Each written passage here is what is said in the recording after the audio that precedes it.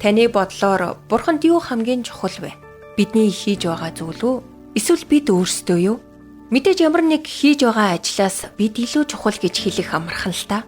Гэхдээ заримдаа юу ч хийж амжуулаагүй галзуурн өдрийн төгсгөлд маргааш дахиад л энэ зүйлээ хийнэ гэж бодохоор л сэтгэлээр унаж үн цэнэгүй мэдрэмжийг автгүй гэж юу? Холын аялалд яваад ирэх болгонд цагийн зөрүү надад маш хүнд санагддаг байлаа. Нэг удаа би ажилдаа ерөөсөө төвлөрч чадахгүй байсан юм. Тэгээд охиндоо би өнөөдөр хинт ч хэрэггүй хүн шиг санагдчихээн гэж хэлтэл охин маань өөдөөс юу та юу ч хийж чадахгүй байна гэж үү гэлээ. Яг тэр үед би нэг үннийг ойлгосон юм. Би өөрийнхөө үн цэнийг хийж байгаа ажлаараа тодорхойлдог гэж. Бурханд бид түүний төлөө юу хийдэг гэдгээс илүүтэй түүний хувьд хинбэ гэдг нь илүү чухал. Дуулал 46-гийн 10-д Бурхан хэлэхдээ тэмцэлтгэ болж Бурхан гэдгийг минь мэд гэсэн байдаг. Библийн энэ ишлэл өнөөгийн соёлтой зөрчилдөөдж байгаа юм шиг.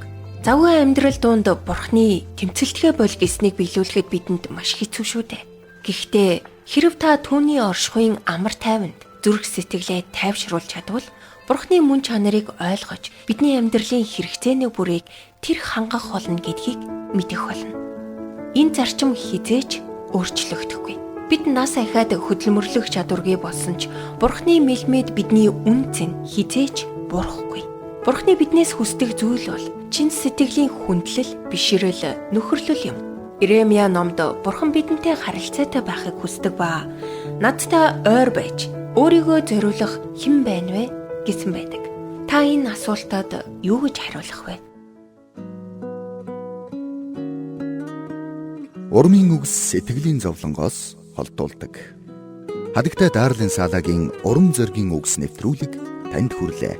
Бидэнтэй холбогдох утас 8085 99 тэг тэг